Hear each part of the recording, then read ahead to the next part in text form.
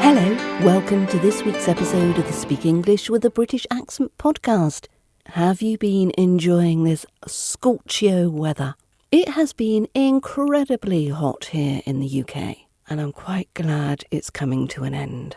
Now, before we get to the main show, just to let my Ukrainian speakers know that the mini course for Ukrainian speakers is now available on the website. I hope you like it. But now let's head over to Section 1. Section 1. 10 fun ways to talk about secrets.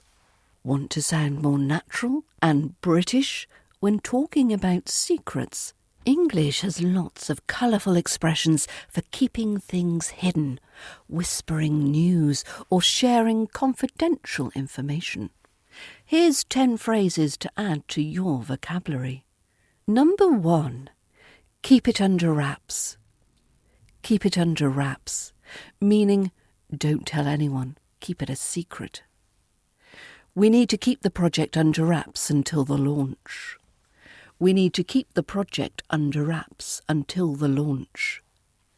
Number 2. Mum's the word. Mum's the word, meaning don't tell anyone, be quiet. Mum's the word about the surprise party.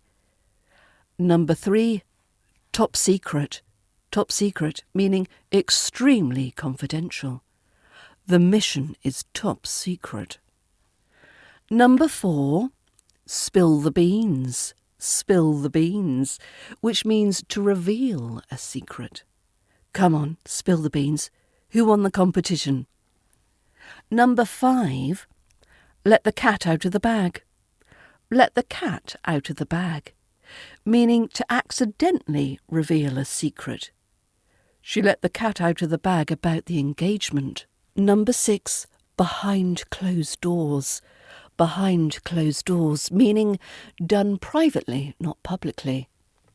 Decisions were made behind closed doors.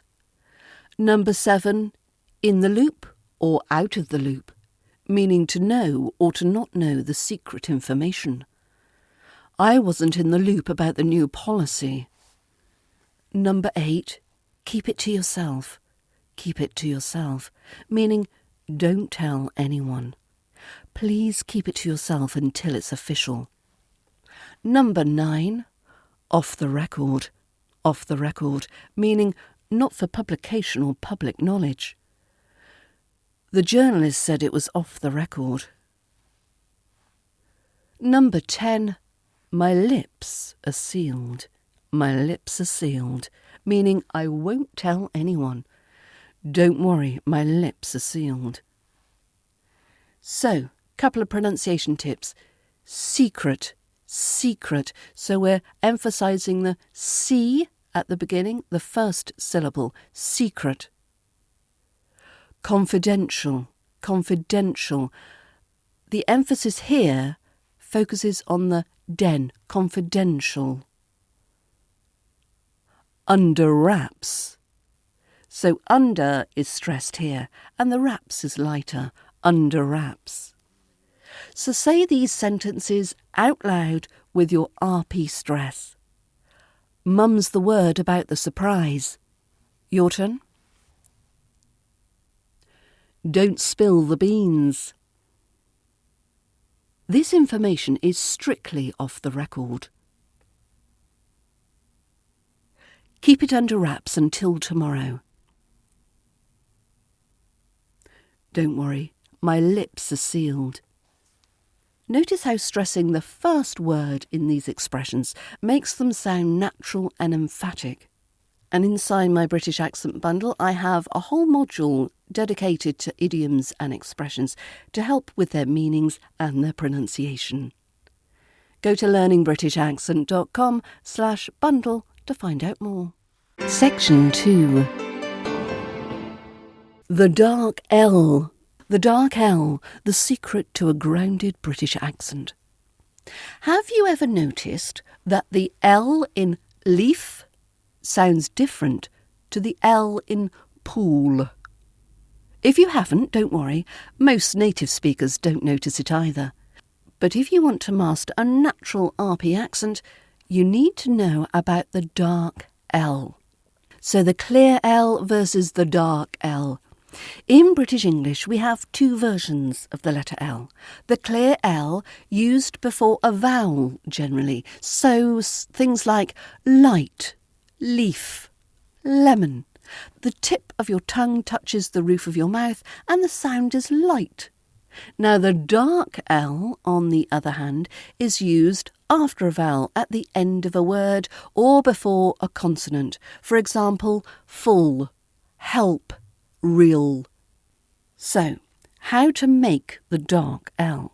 To make the dark L, you do two things at once. So you keep the tip of your tongue near or touching the bumpy ridge behind your top teeth, and crucially, you raise the back of your tongue toward the soft palate, which is the back of your mouth.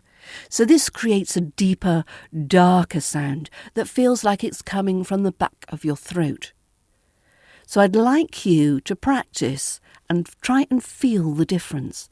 So we'll do some word pairs and notice how your tongue is moving from the front, from a clear sound, to the back, to a dark sound.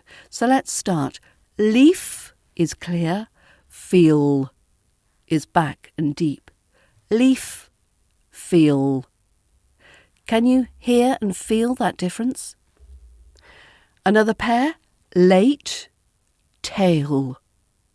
Late, tail. You have a go. Another word pair is look, pool. Look, pool. Your turn. And finally, live, will. Live, will. Live, will. Your turn. Okay, now I'd like you to repeat after me some sentences. Focus on darkening those L sounds at the end of the words, okay? The financially skillful girl bought a bell. Your turn. The financially skillful girl bought a bell. It's really cool to feel the pull of the ocean. It's really cool to feel the pull of the ocean.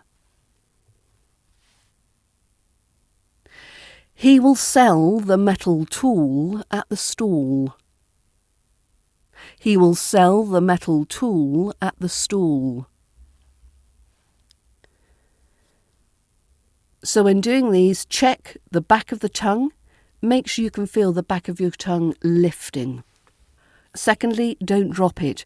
Many learners accidentally turn the dark L into an O sound, saying foo instead of full. Keep that tip of the tongue up.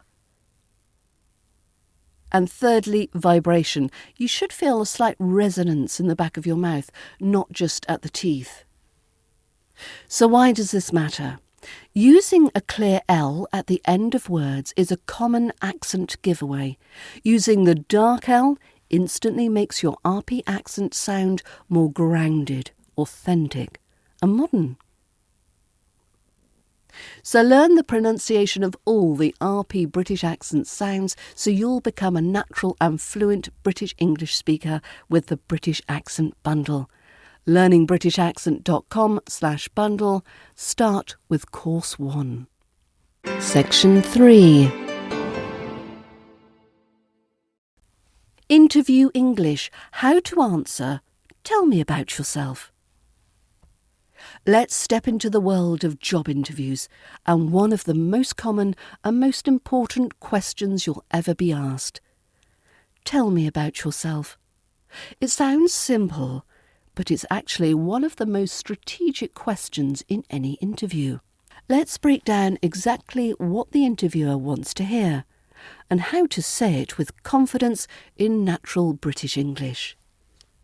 So what is the interviewer really asking with this question?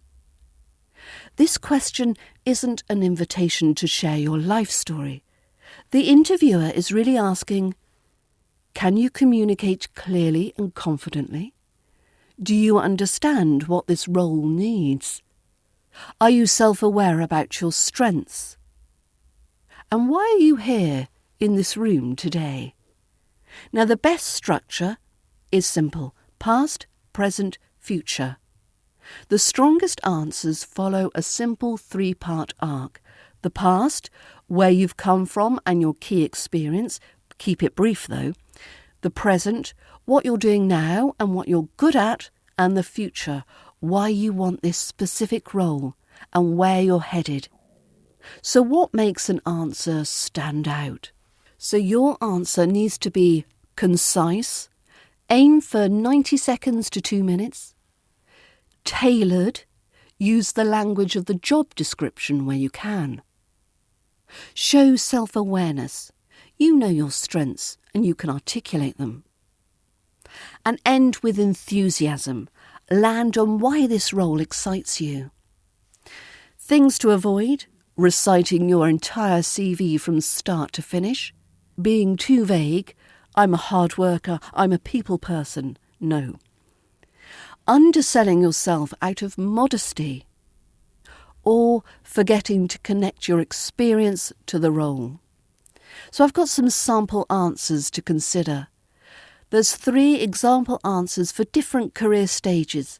So example 1 is your early career, or maybe you're a recent graduate. So you might answer that question by saying, I recently graduated from university with a degree in business management, where I developed a strong interest in marketing and communications. During my studies, I completed an internship at a local agency, which gave me hands-on experience working with clients and managing social media campaigns. I'm now looking for a graduate role where I can build on that experience and really grow within a professional team. And this position stood out to me immediately. I'll put these sample answers in the show notes so you can practice in your own time. Or, of course, if you do get the newsletter, you would already have it in your inbox. Example 2 is mid-career professional. So you might say something like, I spent the last 8 years working in project management, primarily in the technology sector. I started out as a junior coordinator and worked my way up to leading cross-functional teams on large-scale software rollouts. I'm particularly proud of a recent project where we delivered a system migration 6 weeks ahead of schedule. I'm now looking for a senior role where I can take on greater strategic responsibility, which is exactly what drew me to this opportunity. And example 3 is perhaps a career changer. So you might say something like, my background is in secondary school teaching, where I spent 7 years developing my communication, leadership and organisational skills.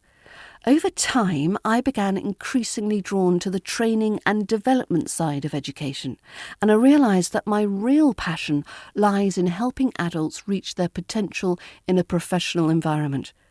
I've recently completed a coaching qualification and I'm now actively looking to transition into an L&D role. This position feels like a natural next step for me. So a final tip on delivery. In British English, a calm, measured pace sounds far more confident than speaking quickly. Take a breath before you begin, speak clearly, and don't be afraid of a brief pause. It signals composure, not hesitation. Best of luck. Section 4. Domestic bliss or domestic drudgery? Let's be honest. Unless you live in a 5-star hotel or have a magical chimney sweep named Bert on speed dial, your life involves household chores. In Britain, we spend a surprising amount of time talking about doing the housework, mostly so we can complain about it over a cup of tea later. But if you're going to moan about the vacuuming, you might as well do it with a flawless RP accent. Today we're cleaning up your vocabulary, and here are 15 chores to master from the kitchen sink to the garden shed. So, first chore, to hoover. To hoover. Notice that R at the end is silent. It ends in a soft schwa sound. Hoover.